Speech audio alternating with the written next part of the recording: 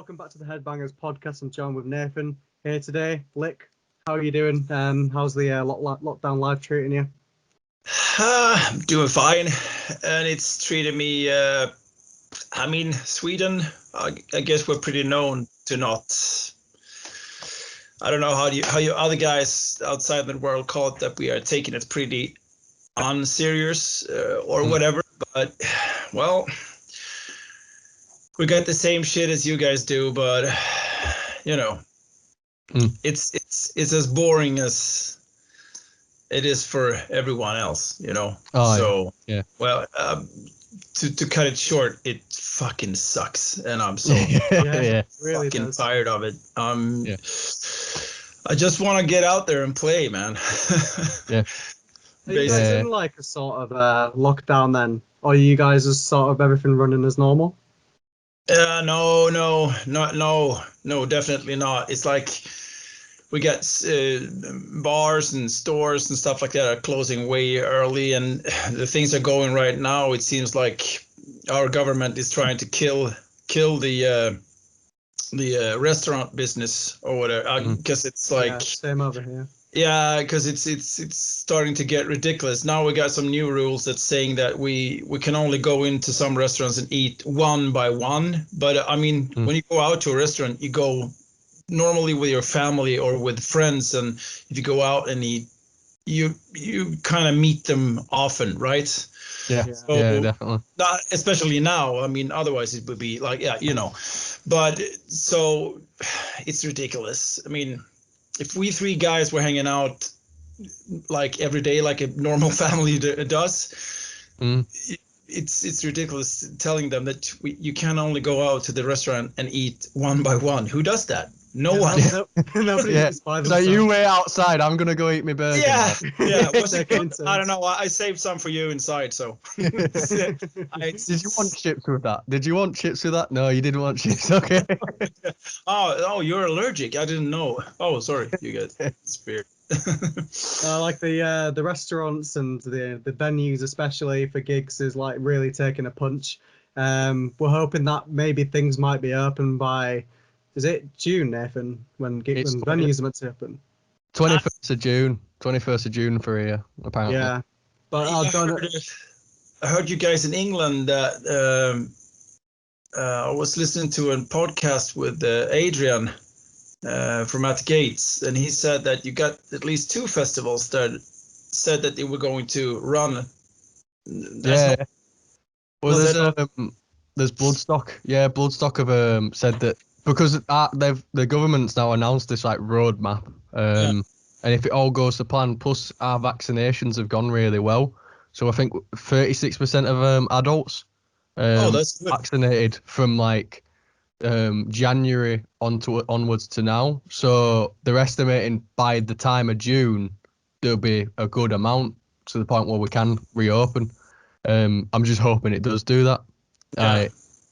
We had this really stupid law before lockdown where it's like, oh yeah, we're gonna let like bars and pubs open up, but they have to close at 10 p.m.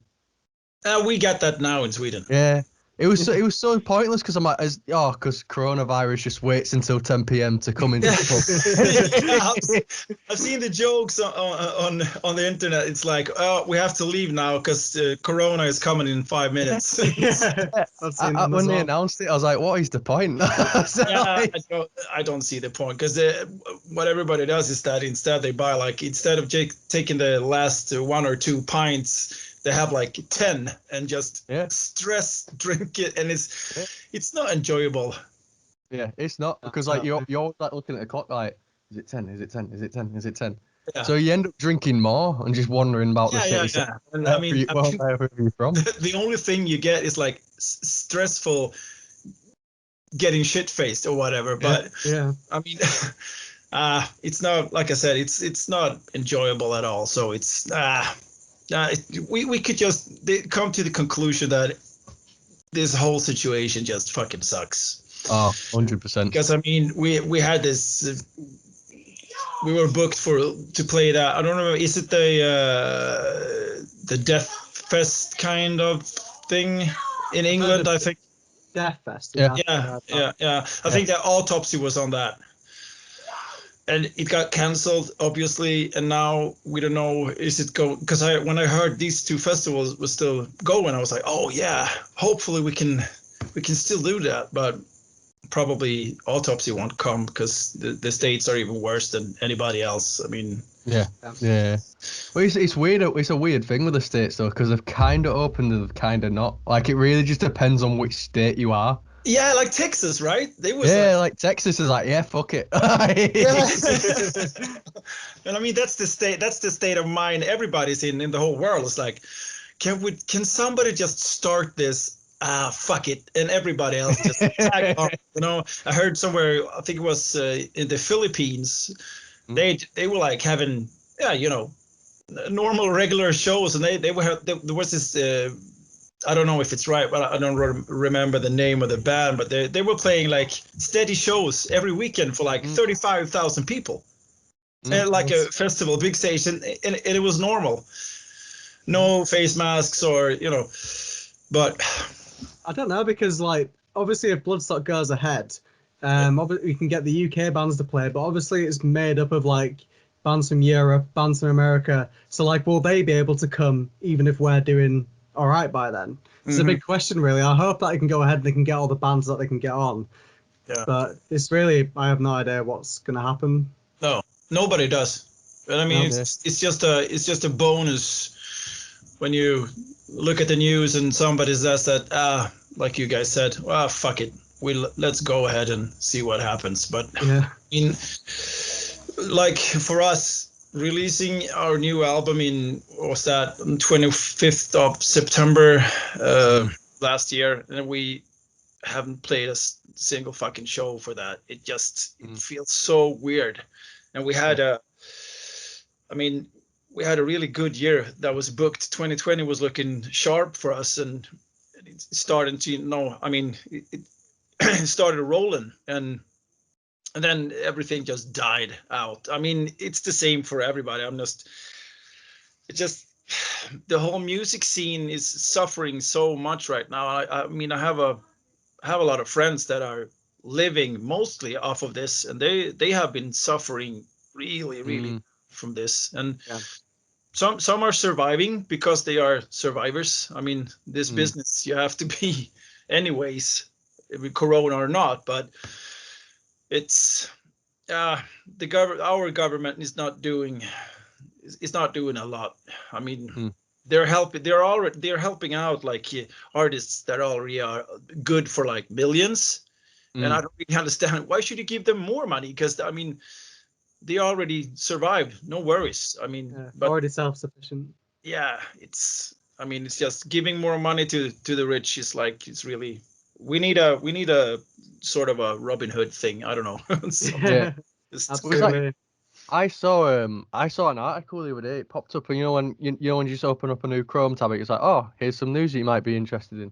Yeah. And it was Taylor Swift putting a comment in about how it's affected her, like income not touring. I was there like, you're a fucking millionaire. I was like, oh, you're a fucking millionaire. I know bands that literally were scraping by before this, and now have got fuck all. Like, I was like, oh, the cheek of it. Absolutely. It's like the first thing that pops up in your head is like, fuck off. Yeah, no, already I was there like, oh, boo, yeah, you missed out on a couple million this year. Oh, boo. Go cry. Oh no. Yeah, I couldn't add another pause to your collection. What a shame. It's like, do you want one of my £20 notes to wipe your tears off of with? Do you know what I mean? It's like, fucking. Yeah. I know people that have really struggled through this. Yeah. I was like, seeing that was kind of like it was just a bit annoying because it's like the cheek of it. Yeah. But the good thing is, you guys released a killer record in 2020. I wanted to ask, obviously, going into it, like I can see a lot of influence from like At the Gates, Bloodbath, all this kind of stuff. What were your like influences going into this album? What were you listening to? What inspired you guys to come into the process of this? Yeah, well, I wouldn't say, no offense to Bloodbath, but Bloodbath, I wouldn't say it's not an inspiration for us in that sense, because I think that they are more into that American side of it. But yeah, nonetheless, Bloodbath is a killer fucking band. Obviously, Thomas is playing there as well. So Yeah. But our main emphasis when we started this band is it's been Entombed, obviously, and Dismember, Edge of Sanity. We are getting from time to time we hear that they can hear the At the Gates. It's fine by me. Yeah, sure. I mean I love At the Gates. I have nothing to say about that, but it's not a main influence. Yeah. Not for me at least. But I would say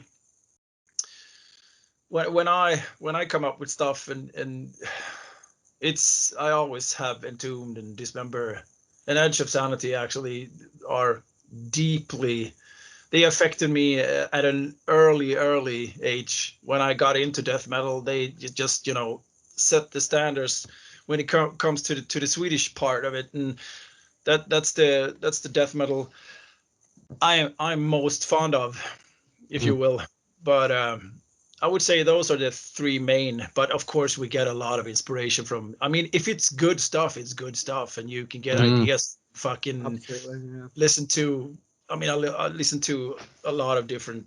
We all do in Leak. Listen to all kinds of different genres of music, and you can get inspiration from just watching a movie, and the soundtrack can be. Oh, this is cool. I mean, I would love to try to someday get some of the soundtrack off of Silence of the Lambs, because that main theme title, that music is so fucking mean, but I think it's more suitable for black metal, to be honest. But it's so cool, but I don't know. I don't think it's gonna happen ever, but it's tiny dreams should always be there. Yeah, man. It's a brutal soundtrack, just not in the traditional way of heavy.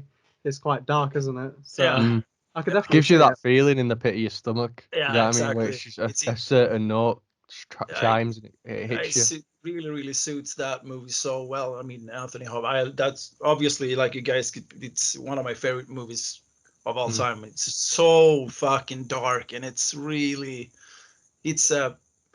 a gruesome fucking movie. Yeah, it's like it's like Blood Dragon. That actually almost gave me a panic attack watching it. Because how like it just ramps up, and you're there like, Jesus Christ.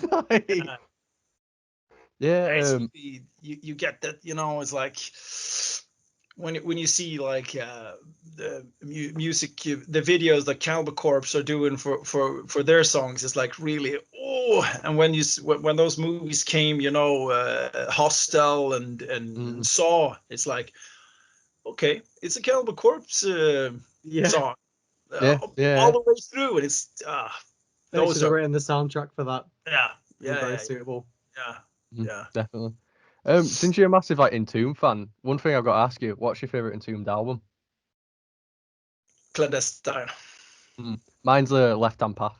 Yeah, but that one is really close. But Clandestine is so, since I'm a drummer, and Nicholas Anderson is one of my main influences when I turned into playing more of the death metal genre. It really made a huge impact, because the playing there, and it still does, still to this day when I listen to it, it's like, fuck, man.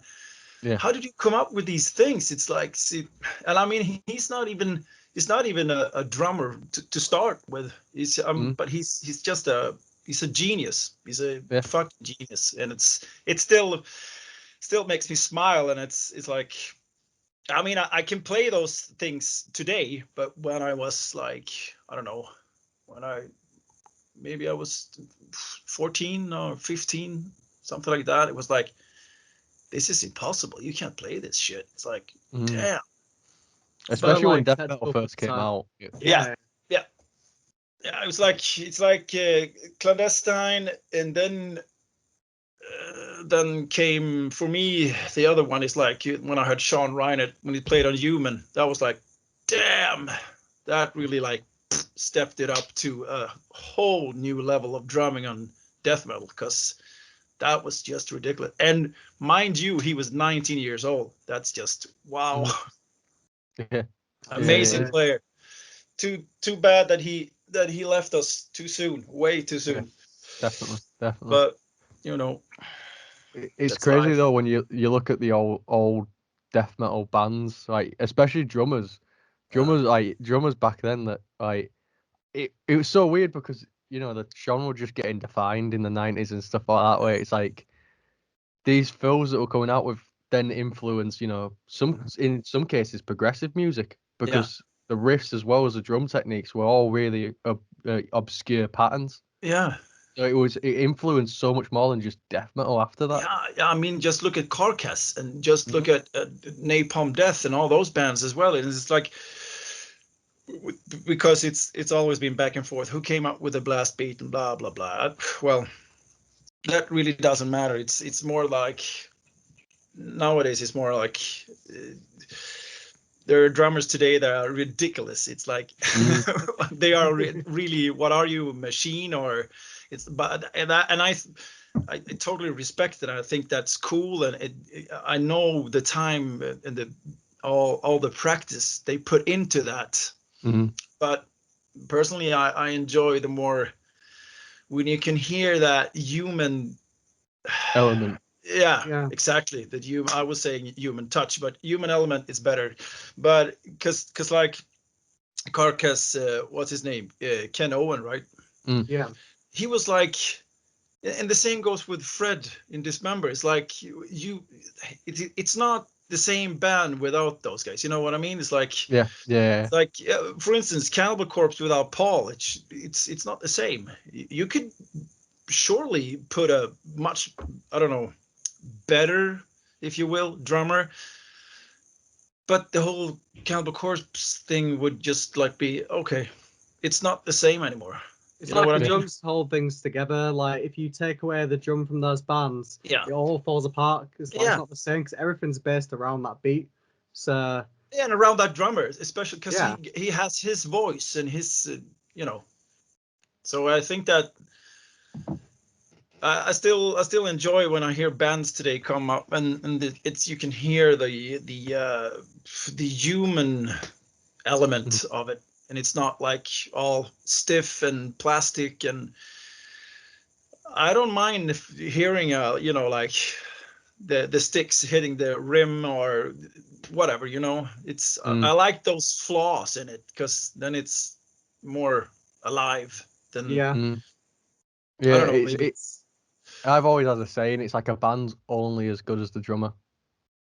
Yeah. Because I was like, you can have the best vocalist, you could have the best guitarist, but if the drummer can't hold a beat, it's not going to be a good one. Now you could probably say that, yeah. I think that's true, and that's why, like bands like again Cannibal Corpse, they've been together for forever, and Paul and Alex is the only remaining original lineup, right? I think nowadays. But you can, and I mean, that's the best thing that could ever happen because they are the rhythm section. And I mean, they're so glued together, and you can really hear that when they play this, and it's just cool. I think it's when you can hear that. So Definitely. yeah, I would agree on you're only as good as your drummer. It's true. I've always seen it as so true because I've seen like so many bands where they've changed drummers, and then you listen to like what they release after, and you're like, I don't know if I don't know if it flows as well as the other one. Like, I mean, like, because I think the drummers always have a good staple. Like, I'll use Lamb of God as an example. I love everything that Lamb of God's done, but the most recent album for me wasn't the best, and I feel like part of that was because Chris Adler couldn't return to the band. Yeah, that's so true. Yeah, because you're used to that. Yeah, I mean, it's like.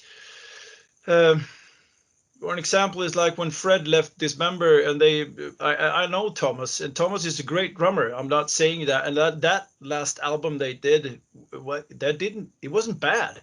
It was really good. It was a really good album, but it's not Fred. So you're missing. He has his own way of. I mean, you can hear when he comes in with his special kind of fills. It's like, yeah, fuck yeah, that's Yeah.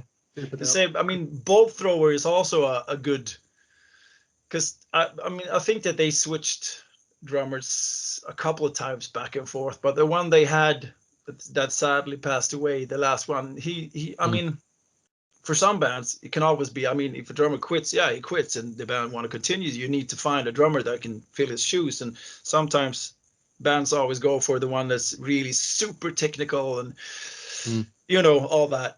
But the one the bolt thrower found was like, I mean, he was on for like over 10 years, I think. But he was a really good drummer. Yeah. And he suited bolt throwers so well, because they also need a special kind of drummer, I think, at least in my opinion. And because they were a special type of band, though. That's the thing about Bolt Thrower. They were such an awesome, amazing band, Yeah. absolutely amazing. Yeah. Oh yeah. I respect the fact that when they released that their last album, they're like, oh, we just don't think we could ever top it, so we're just leaving it at that. I was like, fair enough. Yeah, I can't argue with that. Yeah, no. I mean, that's the most respectful thing you can do as a band, I think.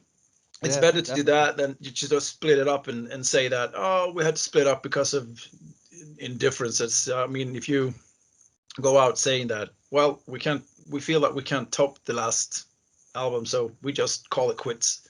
That's mad respect. Yeah, it's the honesty. I think it's appreciated. Yeah. They probably want to go on, but they feel that they can't do it. They get my respect anyway, because that would be like, imagine having those discussions within the band. So guys, what do you feel? We can't top it. What do we do? Just call it quits. Wait it out for 10 or 15 years, then we do a comeback.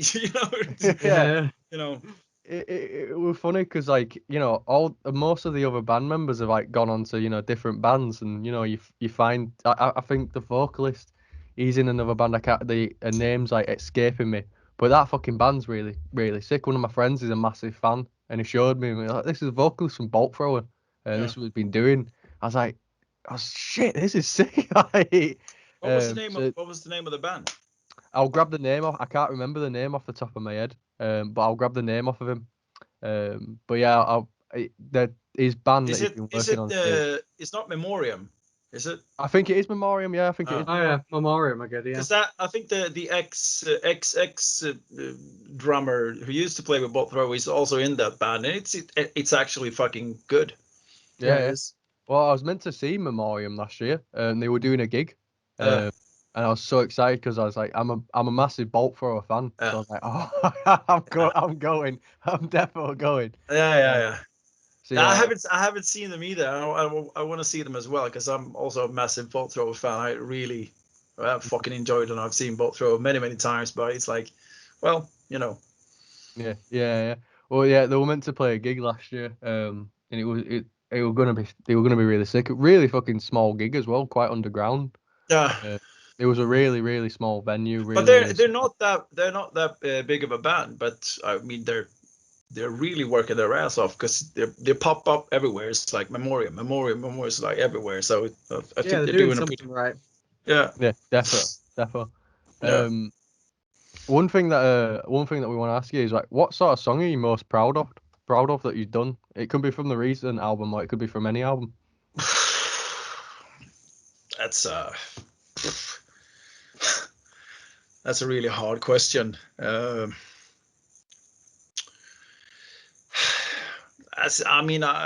can't really say, because I think there's a lot of songs that I think are great, because now having the last album fresh in the back of my mind, it's I got a lot of songs on there that's really really good. And I mean, you could say, if we were to put on it's getting harder and harder to put together a set list now for live. I tell you that. But we haven't come to the point that we are arguing yet, but that might come. But the key word is yet. No, but I did this thing because I wanted to make it easy for us, and and just before, when hopes were still up that we might be able to play, I did a post on our Facebook asking fans if you were to help us to put a set list together, what songs should be on there, and we got really good response on that actually, and the set lists were. It didn't get easier if I tell you that, because it was like that's one's good and that one's good. Damn. Okay. Well, but some songs are still, coming back because but I think that's natural. I mean, like Le Mort Homme is one of them from the first album, and Serum 141 is also one from the first. And the second album, I think it's Celebration of the Twisted and To Kill. I mean, there's a lot of good songs, if you ask me. I mean, I'm pretty proud of all three of our albums, to be honest. I think we have, yeah. I mean, after Carnage, both Thomas and I was like, are we gonna be able to beat that? Like we spoke in the beginning, like we were, oh, okay, well, just let's have a pause, and then we had some tours and some gigs, and time went on, and like usually when it all dampens down and the fall comes, and we just sat down after a rehearsal, and I told Thomas that I think I have a pretty cool idea for a title track of album.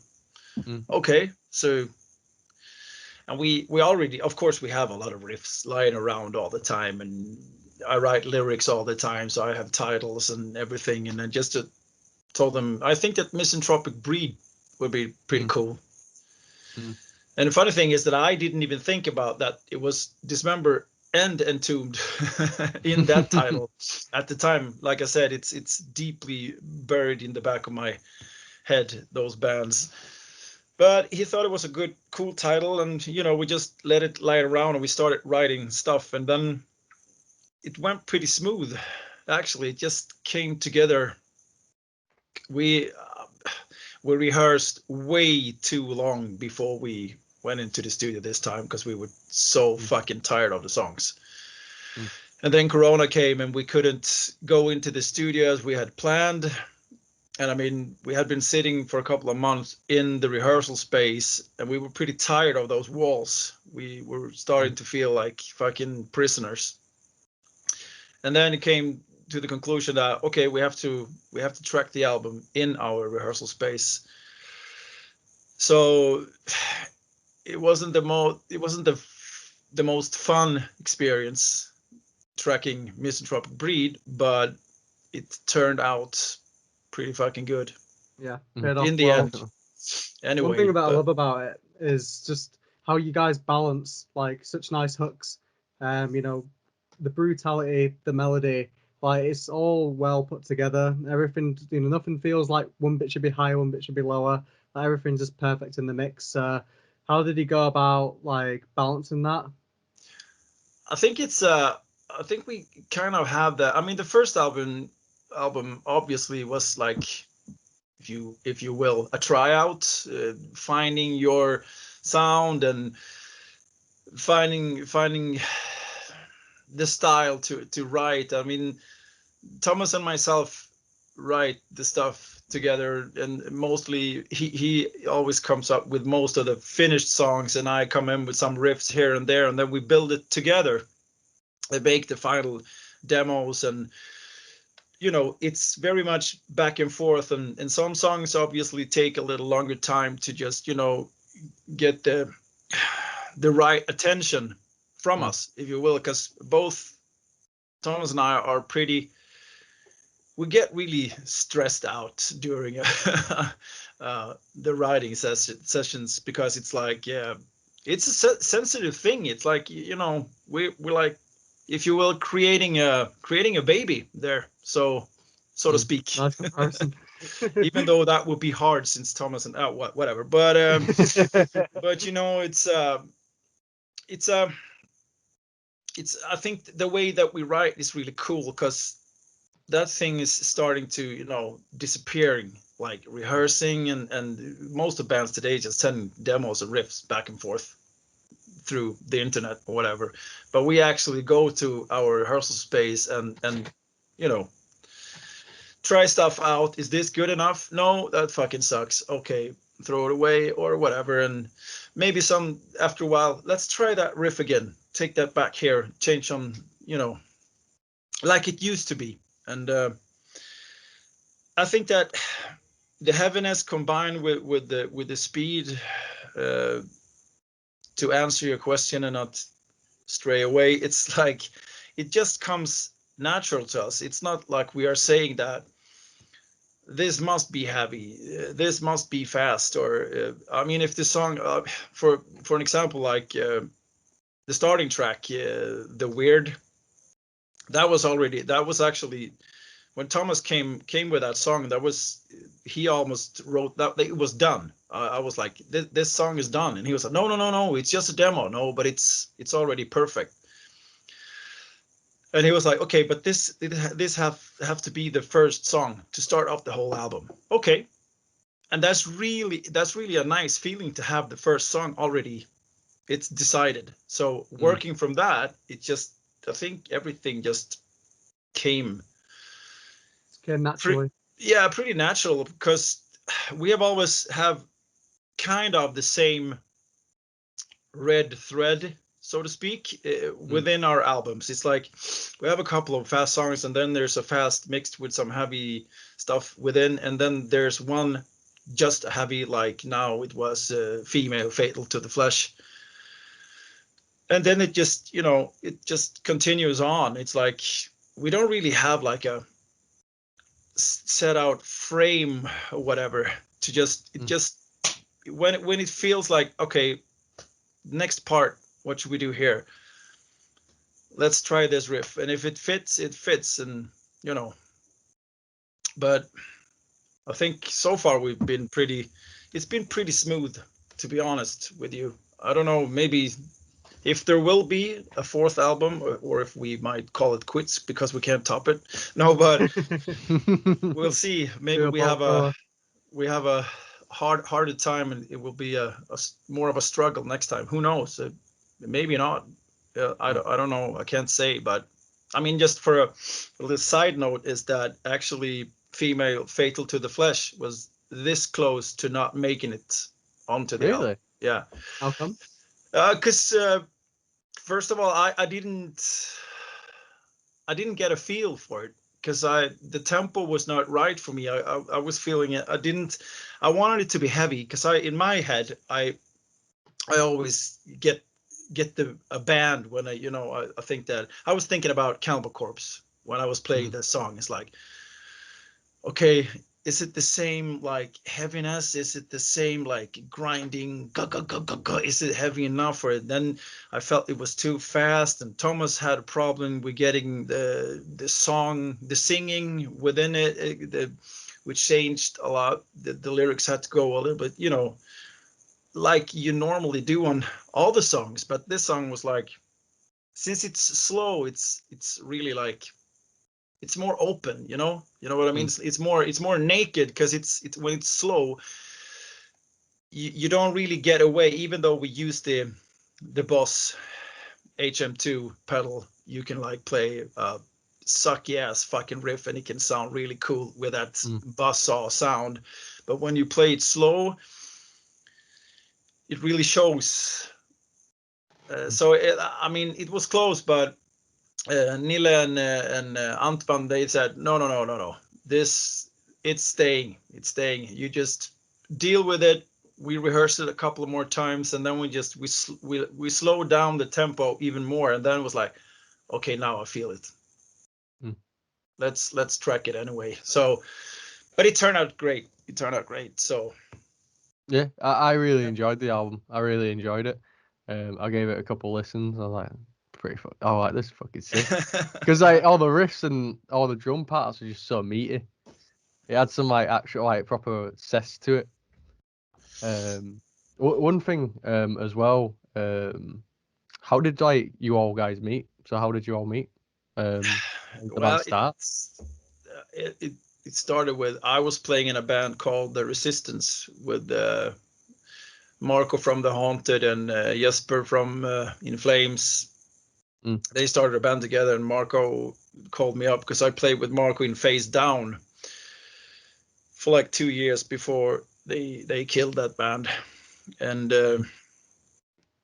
I said, sure, I can try that. And I was looking for, since that band was like split up because half of the band was living in Gothenburg, and that's the southern part of Sweden, or down south at least, on the west coast.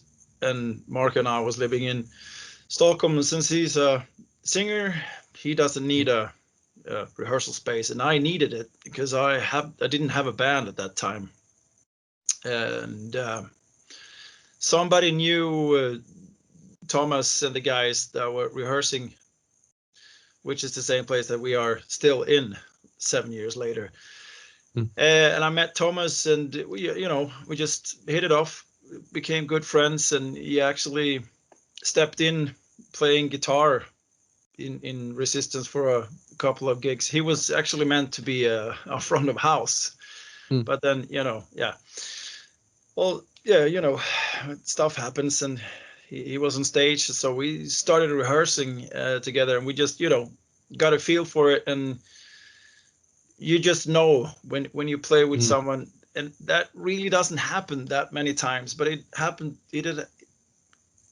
maybe to me 2 or 3 times. But with Thomas, it was really, oh man, we don't even have to look at each other when there's a change, when we were just jamming out. And the actual meaning of it was that Thomas and I was, because I was bored sitting down there rehearsing to a click track and pre-recorded guitars or whatever, preparing for a live show and albums for that matter.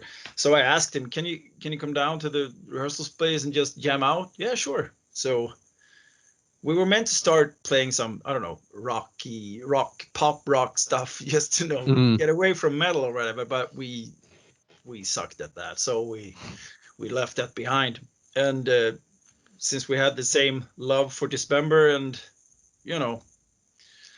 during the years you get a couple of riffs lying around, and we just I think we pieced together the demo, which doesn't really exist, but we put down 3 songs pretty quick in like a couple of days.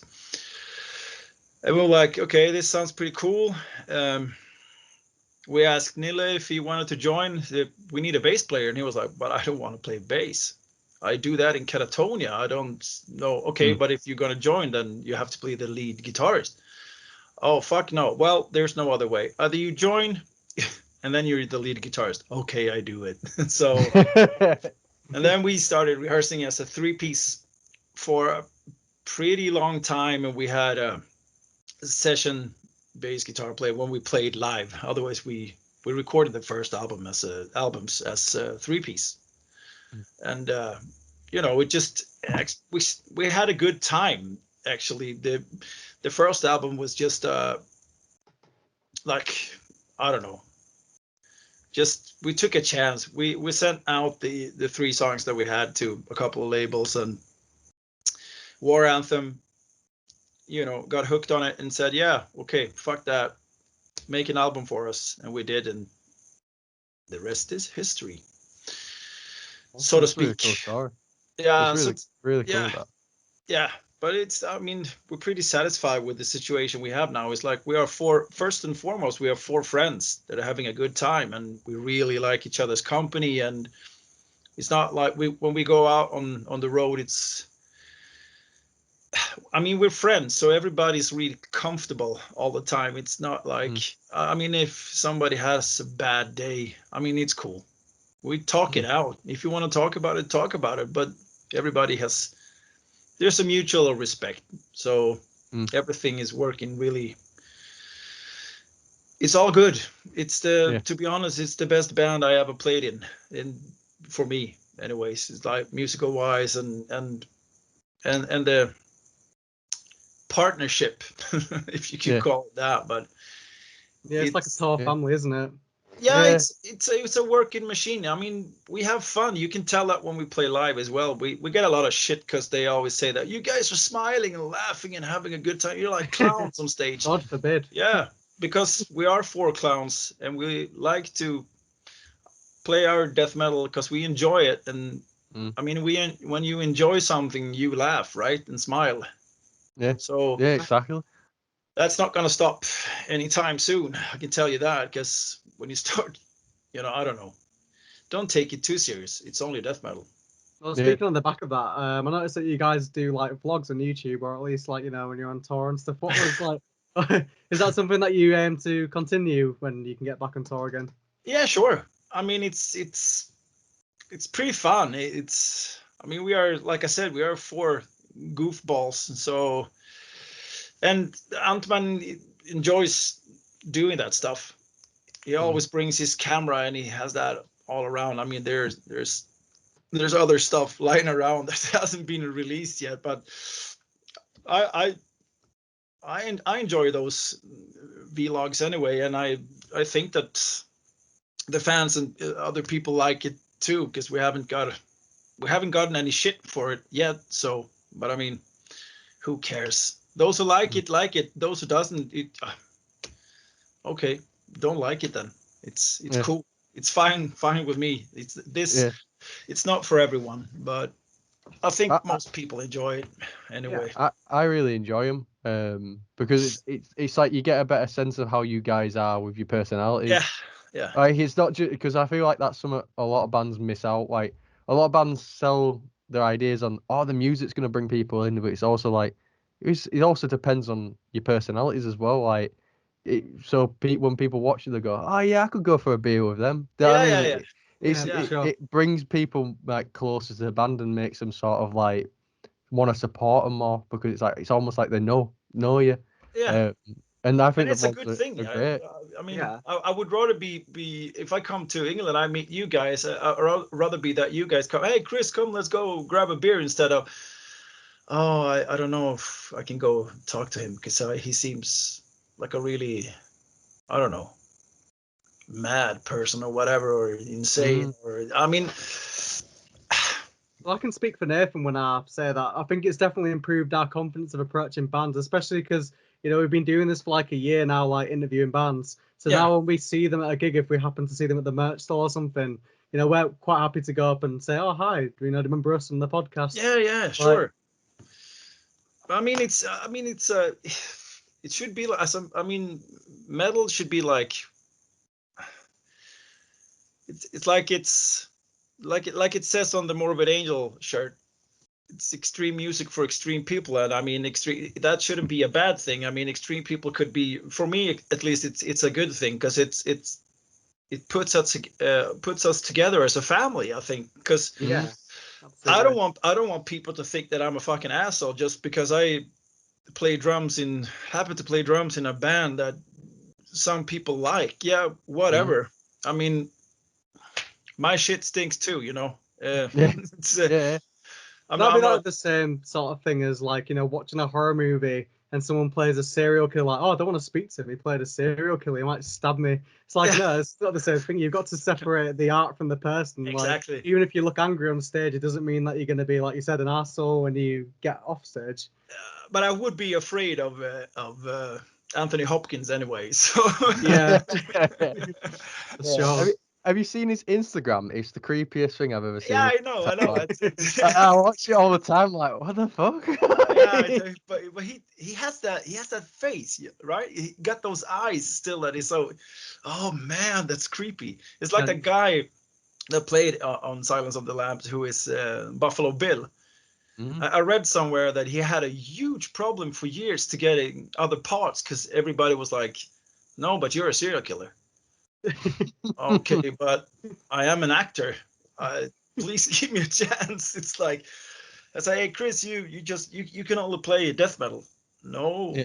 but I enjoy other stuff as well. I would love to try to play something else. I mean, I have my guilty pleasures as everybody, or I shouldn't call it guilty pleasures. I'm more like if it's good music, it's good music to me. I'm not ashamed of what I listen to anyway. So it's like I Yeah. think that is more of a teenager problem, I think. Yeah, So you've actually alluded into one of the questions we were going to ask you further on. Is just, do you have any guilty pleasures? But when we ask, most bands are like, I don't really see them as guilty. So do you have any pleasures that would be, I guess, shocking for someone listening? Shocking. Also, I really I enjoy. A dream of mine is to see Adele live. Oh, really? I like Adele. Adele's really fucking I good. love her voice. She makes me cry. I mean, I saw that live thing where she's standing barefoot in, what is it? In that famous hall in England somewhere, and she's yeah, Royal Albert Hall. yeah, exactly. She made me cry, man. It was like that voice is fantastic. She has got an absolutely lovely singing voice. Yeah, Absolutely lovely. It's ridiculous, man. It's like, come on. And she seems to be such a cool, funny person as well. But I love watching these when, you know, the carpool things that he does. Yeah. He's a genius too, and he really got a good singing voice as well. So it's so cool when he starts singing with them. And he actually shocked them, and he shocked Adele when he went carpooling with her. It's like, damn, that's cool. I've seen a few of them. Yeah. It's always cool. So, and I really like another band I just recently got into, because there's so much, and they can have been around maybe for years, but I'm really slow sometimes. But Royal Blood, they're so fucking cool band. Good. I was instantly onto YouTube. I gotta see if it's as good live as it is on the album, and it's even better. It's like, wow, a really cool band. They've got some great tracks, to be honest. So, yeah, I've been listening to Royal Blood for a few years now. Yeah, I think they're releasing a new album shortly, because they released that Typhoon song. So I think maybe that's going to allude into another album, which is great, because they're fantastic, really. Yeah. One of the best alt rock bands about. Yeah, I really like them. It's like, I mean, excellent musicianship as well. They do it so it sounds so simple, but if you listen to the riffs he's playing on that bass, it's like, it's not really that. It's like, oh, they got that AC/DC twist kind of thing. You think you got it down, and you start playing it, it doesn't sound right. It's like that. No, it's cool. I like it. I like it a lot. Yeah. One band I can definitely recommend is Sleep Token. I showed Bradham recently, and he fucking loved them. They're they've got, their singer is such a talented singer, but they've also talking. got no, he does like just talk singing, but they have like really what's the name of the band? Sleep Token. Sleep Talking. I got my phone here, so. No, they're really cool, to be fair. Like, they mash like a lot of like sort of dark electronic music with like hardcore, bit of metal. Like, they're very unique, which is good. It's like, they remind me a bit of Catatonia in some sort of sense as well. They've got quite genty sort of guitar breakdowns. Are they on Spotify? Because I can't Sleep Talking. I can't find them. Oh, it's a token, as in talk, you know, TOKEN. Oh, okay. And nobody knows who they are either, because they all like wear costumes. Yeah, they keep their identity completely secret. That's pretty cool. It's like that Polish metal band. What's it called? No, dumb. It's MGLA. I can't pronounce it. Oh, yeah. Mogwai. Yeah. Pretty good band too. I really like them. Oh yeah, they're super dope. Yeah, very talented. Maybe we should start doing that now with Leak. Get all mysterious now for the fourth record. It's like, what happened? Oh, I don't know. You'll never guess who we are. I think probably people will enjoy that. Oh, thank God we don't have to see those ugly fucking faces anymore. What's the funniest tour story? What's the funniest thing that's happened on tour? Oh, we have fun all the time. It happens. I mean, we're like I said, we're four guys that I think we laugh more than we talk on tour, I think. That's but we have Yeah, yes. I mean, when Nile is in his best mood, he's that guy. He can crack you up like you feel like your ribs are gonna fucking explode. He is one of the funniest guys I ever ever got to know. He's like he makes me cry while laughing. He's so fast, you know. Mm. He got the wits down to the it's he's so funny, and it's like you can't really, if you say something wrong, he's like bam. It's like he shoots you down, and he's one of the funniest guys. So, but all four of us we have a good time. We got, it's dad jokes, and there's, but funniest tour memories. I think it was pretty fun when we did that tour with Demonica. But the thing is that we played in the UK. I think it was 3 or 4 shows before we went on to, when we connected to them on the tour. And I mean, even though those shows in England maybe were not the best venues or whatever, but I think that when it's a little bit miserable, a lot of other bands would like, oh fuck this shit. But we on different, since everybody has been doing this for a while before we became Leak, everybody's used to that. And like I said, we have a good time together. So when it's horrible, we just find our way to laugh it off. And so I think the UK thing it was fun. I mean, we missed the train to, I don't remember where we were going. If it was, we were supposed to go to Leeds or London, I don't remember. Oh, yeah. But we had, Right, yeah, from Leeds. we had to take a cab. That was a cab ride for 1.5 hours, but and he drove like the car was on fire. But we were like, oh, if we're gonna die, we're gonna die in England. Well, it's better than, I don't know. It doesn't really matter. But we are, since we are not nowadays not a heavy drinking band or whatever. So though there are no like drinking stories in that sense, because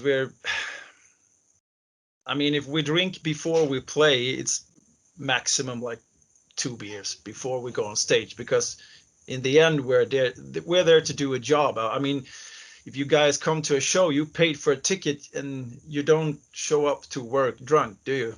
Normally No. you don't. If you don't have a drinking problem, of course. But we take that shit pretty serious, because I mean, it's your money, and you're there to see a good show, and we want to put on a good show, and we are basically there to do a job, and we love that fucking side of the job. So I mean, standing on stage is why you do it, because we really enjoy playing live. That's my favorite thing of all stuff. I mean, I I enjoy. think it's good that you guys are friends as well, because that's the most. I think that's the most important thing when it comes to bands. If you're all friends, it makes everything so much easier. Yeah, yeah. It's because like you like sometimes you meet bands and like, oh yeah, I'm not so fond on him, and you're like, well, why are you in a band? Because you're gonna spend a lot of fucking time together. Do you know what I mean? Like that's the thing. I mean, I've played in bands where you don't get along with everyone that you play with, but there has to be, then you have to go into that mode that you have to show each other the respect and don't get on each other's nerves, because like I said, you are there to do a job anyway. So just get it done and get out of each other's face when it's, but I mean, there's a lot of dead time in between, and so eventually that shit is not going to work out anyway in the long run. So Definitely. yeah. So when you're outside of Lick then, so what are your hobbies and interests? What do you do for fun? For me, I am a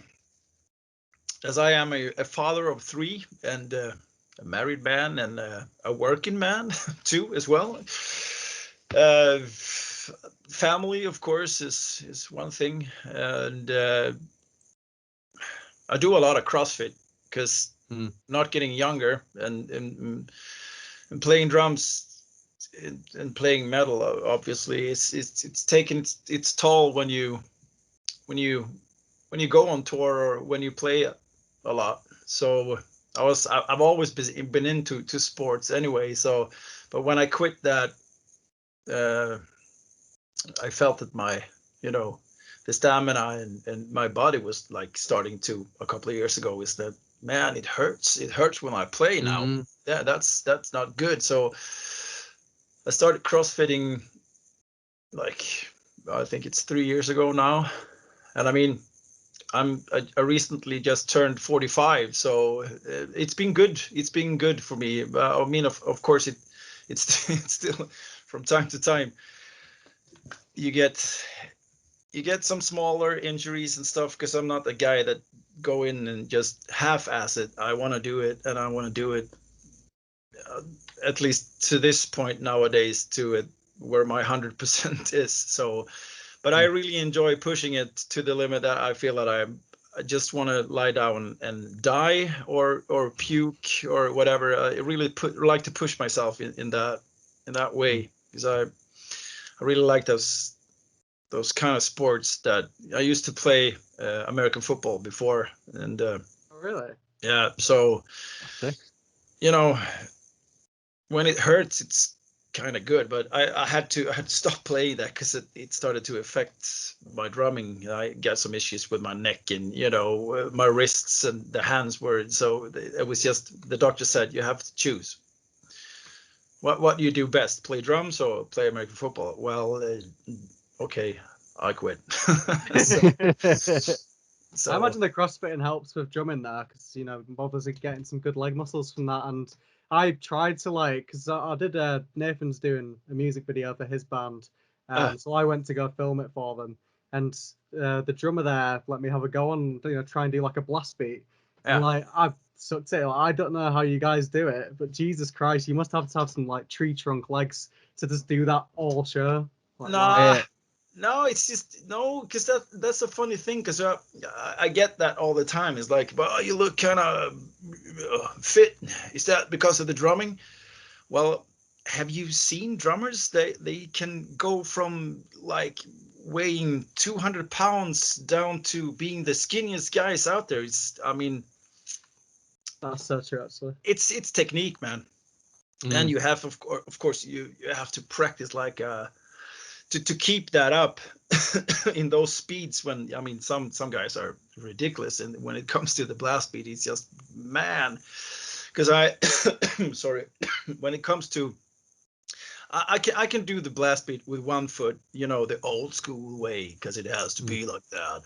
I can do that in up to some certain speed, and then I start sheeting or whatever. I do it with like with a double. But it's like, I would say it's it's just about technique, man. It doesn't have so much to do with the muscle thing. Of course, it helps to be fit, of course. I mean, for me, we started with the CrossFit. I was like, before I could be like really, exhausted, and the stamina and my conditioning was horrible. And also, being on tour, you kind of drink, and that starts to catch up to you as you, like I said, grow older. And but now is like, um, I'm in the shape of my life, because I'm not drinking that much anymore, and I'm taking it. I want to be serious, as we don't tour as much as you used to. So you just want to, cherish those moments as much as you can. So I want to be at the top of my game, and I want to enjoy playing first and foremost. I want it to feel comfortable. I don't want to be in pain anymore, and I don't want to I should be able to play a 1 hour show easy. It should feel like after an hour, it should be like, I can easily go for another hour. And that's the level I want to be on when it comes to the stamina and the conditioning. So that's why I'm doing it. And also, I don't want to be a wheel-shared old grumpy grandfather too. I want to be able to catch up with the grandkids when that time comes. A bit of cool gonna catch those little fuckers. I tried CrossFit. I think I tried a CrossFit a couple times, and the first time I went, within 5 minutes, I threw up. Yeah. I'm not even kidding. Like, I went with a friend that was super into it, and like, you know what? It's like, give me some warning, because he was doing it for years. And he was like, yeah, we're just gonna start off warming up, and he was warming up. I was like, mate, I feel sick warming up, man. Yeah, I know. When I started up first, I was like, what the fuck am I doing here? This is ridiculous. I was like, but it doesn't get easier. I tell you that. I mean, I did a workout like a couple of days ago, and I felt what you did was like, not during the warm up though, but when we started the session, and it felt. When I look at the table, I was like, hey, this is gonna be pretty like a kind of a walk in the park for CrossFit. 5 minutes in, I was like, fucking kill me. And I had the vomit was in my mouth, and I had to swallow it because it was like, oh, and then just stop and just slowed it down and just get through this, because in the end you will be able to go home. And so that's kind of the, but I like the mentality of it, because it's like I said, it challenged you. So it's like you feel like you want to die so many times, but it's, I don't know, it's, you got to be fucking retarded to do it, but you know, I don't care. I got a lot of friends that making fun of me. Oh, you take off your shirt, and well, have you tried a fucking workout, man? Sometimes that shirt feels like somebody's trying to choke you. But it was funny though, because the contrast, because I think a week before I was doing, because one of my other friends, he does a training at a strongman gym.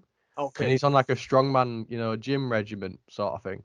So I was doing like strongman training, and then the week after I did CrossFit, and it's two completely different, because strongman was, really high weights, low reps. Like CrossFit could you walk after that workout session? Oh no, I really couldn't. I remember I went into work the next day, and I was like walking around like, it's like you shit your pants, right? And they're like, "What's up with you, Nick?" I was like, "Don't fucking ask. I don't want to talk." And then you feel that shit started. So hey, you have to go to the bathroom. It's like, no, I can't even sit down. Damn. You're there like holding yourself up on the cubicle, like just slowly lowering yourself down. You're like, oh, I don't want to get up. Like being in a mini coma. Yeah, it's like, but we were talking, because we're talking about that last time we went on the tour. It was like Thomas and Ant-Man and myself was like, let's pack some training stuff together, like, yes, training clothes, we can go out for a run or whatever. That didn't happen one single fucking time in the whole, I think we were out for like 14 days or whatever, but it was like that little bag with the shoes and everything was untouched. Because it's like we had a day off there. It was like an involuntary day off. So should we run tomorrow? No, fuck that, let's get wasted. I mean, there's a time for everything, but I mean, CrossFit now during these lockdown session or whatever, the Corona has helped me, keeping me sane in some sense, because we're not rehearsing as much as we normally do. I mean, maybe one or two times a week we usually go at it, but now it's like one time a month. Because it's like there is no goal set inside, because there's nothing to aim for. So it's like we started to rehearse a couple of months after we released the album. It's like, why are we doing this? I don't know. And I did some other stuff. I joined an old school band called Mephisto before, because the same situation is with, because I play with Witchery as well, and nothing is really happening there either. Jensen started writing some stuff, and it sounds pretty cool, and I think we are maybe stepping it up, but I don't know. I guess that the Haunted is planning something as well, so his time is also there. So it's everything. It's just I wouldn't say a blur, because it's more like the feeling of why or when is the proper time to do it. Some bands I know are talking about maybe that just released an album last year, or making another one to be released this year. It's like, Yeah, I've heard that. okay, because I mean we have been talking a little bit back and forth about maybe doing this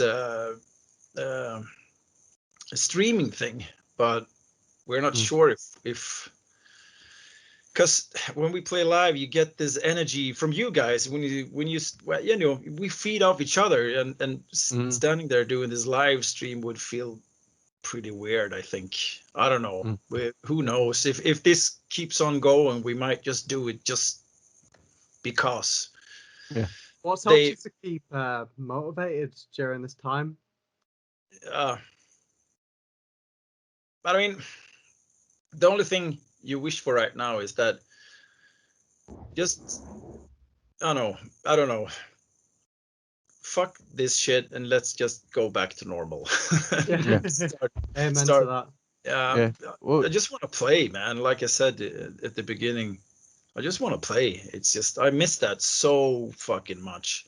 And I even came to that, since I got some endorsements. I got endorsements with the Sachi Caputo with the pedals, and I got Code drum heads. Actually, they're from England, and I got my Scorpion sticks from the States, and I also got Paiste, of course. Paiste, I'm endorsed, and they all want you to be, you know, creative, of course, because the brand has to. So after long thought, I was like, okay, I have to start. It was actually when I got endorsed by Code Drummers. They said that was okay. We have of course, we can help you out, but you have to start your own Instagram page, which is just concerning your musical and your drum stuff.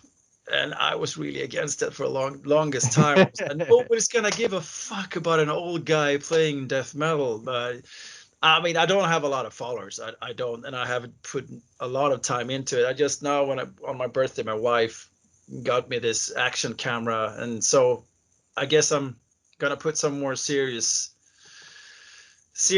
into that. So we'll see what happens. Somebody said I can help you out with a YouTube thing. No. Let's start with an Instagram. That's enough for now. It's like I'm not an educational drummer. I can't really show anyone. Like, so I got some questions over the years. If I could, can you teach me how to play drums? No, because most of the time I don't even know what the fuck I'm doing myself. I can't tell you. Of course, I can tell you the basics, of course, but I can't. If they take this song, take I don't know, corrosive survival.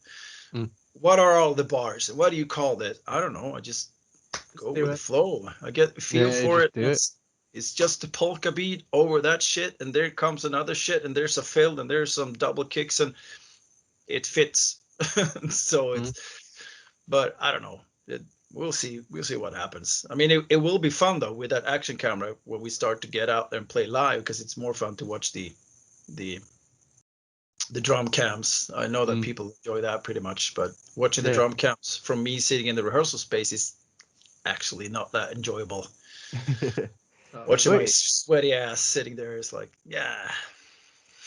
Well, you know, like I tend to watch quite a lot of drum cam stuff. I think one thing that's like kept me motivated during this time is the podcast. To be fair, because me and Brad before lockdown, you know, we used to film it all at Brad's house. Yeah. And when it came to interviewing bands, you know, like we were really nervous about it. But with lockdown, when it happened and stuff like that, we were like, this is where we're going to branch out and we're going to interview as many people as possible. Yeah. You know, it's a great idea. You know, interview bands that we all love. Yeah. And since deciding to do that, it's really started doing well. Yeah. I mean, if you're good at it and you have good questions, and you guys obviously do it. I mean, but I haven't really stumbled over anyone that has been, I don't know, I couldn't say bad, but some are maybe not that entertaining, so to speak, sometimes. But I mean, I'm a pretty easy guy in that sense, because I'm a fucking blabbermouth anyway. I can talk about shit for fucking ever. Yeah. But you know, it's just the way I am, and I won't be sorry for that ever, because the most horrible thing I think you can do as an interviewer is if you interview someone that doesn't say shit. It's like, do you like your new album? Yeah. What's your favorite song? I don't know. I mean, that interview is done in like 5 minutes. So yeah, Absolutely. it's happened like a couple times before where we've had people on, and sometimes they might, for whatever reason, be nervous. And we notice normally if you just when we interview people with the just sort of stuff, it normally starts ending to the point where you start asking weird questions, which is why sometimes we got really weird shit in there. Like, we had like a couple people on and we were like, all right, let's throw in the weird questions, and then come out the shell and then they start proper going for it. Yeah. It's all about catching them off guard, or like, before I interview someone, I'll go on their social media or try to find as much shit out about them, and then like try to throw some out there that are like, oh shit, how did you know that? Yeah, we put in like a question like, have you ever had an experience of ghosts and aliens, just to like put it in there. But we try and like ask bands and people just like more about their lives as well as just the music, just like speaking about what they like, what they do, and like having a laugh with them as well. So we're trying to take like quite an informal approach to it, like, because you see some interviews when it's just really serious, like what's your favorite song of the album, blah blah blah, and it's just like, I feel like that's overdone. So we just like to just get like a personal basis with the people that we speak to. Yeah. I think one of the worst things you can get, maybe not worse, but I think a disrespectful thing is that when you get an interview and they don't even really know your name, it's like they get it all wrong, or they, for that matter, take you for another guy. I mean, I've come across when they're kind of disappointed that it's me that they're interviewing. It's like, I really had some bass questions, or I had some vocal questions, but well, you can ask me those questions too. I can answer. So what do you think about the bass? It's fucking awesome. Next question. Because it's like, well, it's horrible when it shows that the interviewer is not really into doing that. Absolutely. Asking you the questions. So it's, but yeah, it hasn't happened with Leak, but before, back in the day, it's I was meaning to interview the singer, but okay, but it's me. Sorry. Well, me and Brad are just passionate about heavy metal and like heavy music. And it's in a weird way, like interviewing bands and talking to people on a regular basis like this has kept us both sane, because it's like we still get that human interaction. Yeah. Like, I've got people around me because they're locked in their house all the time. Like, I don't get to talk to anyone. I'm like, I've got a podcast. It's pretty fucking great. I get to talk to people all the time. Yeah. It's a brilliant fucking idea. I mean, I really like the podcast, because I think it's a good thing, and like you said, I mean, other people as well, when they watch it, it's like, oh, okay, that's the way he sounds, that's the way he looks, and maybe they get disappointed or whatever, but it's, I think it's a good thing. I mean, it's almost the closest thing that we'll get to seeing a gig. It's like we're not seeing the band play, but we're seeing them speak and we're talking to them, which is awesome. Yeah.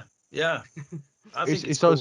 as well. It's like sort of trying to give back to like the scene that that we love, in a way, because it's like when we interview these bands, we get to meet them, and like it's good because then we produce our own shit and then send it out, and then people watch it, and it's like it's giving back to the scene that we ended up growing up and love. So yeah, then and when everything is over and it's like, and you get, maybe you get the chance to meet each other in real life, and you can actually sit down and have that pint and whatever, just continue talking shit. So I think it's a good thing. Yeah, I mean, it's like making new friends in a way. Yeah, exactly. Yeah. And if you come to the UK, we can be like, okay, right, get 3 Jaeger bombs, let's do them. Yeah, It's just, it's just exactly. Not before the show though, Not but before, yeah, after, otherwise. yeah. No, We after. I actually had the idea the other day when everything opens up again, revisiting some of the bands that we've interviewed when they're in the UK and Yeah. doing and podcasts while we're in like a bar or something, just having a beer. Yeah, exactly. Or on the bus or Just a whatever. Yeah, genuine conversation. that's a cool fucking idea. Yeah, sure, you should do that. Yeah. I'll be for it easily. If I come and you guys can be there, I do it easy. Yeah. Yeah, 100%. Like that, it's one of those things that we all want to go into. Just sit Yeah. there, have a beer with them, and just just chill out. Like not even be like an interview, just like general conversation. Yeah, just shit chatting, Yeah. basically. Yeah, it's fun. I like that. I think we're getting towards like sort of the end point of the interview now.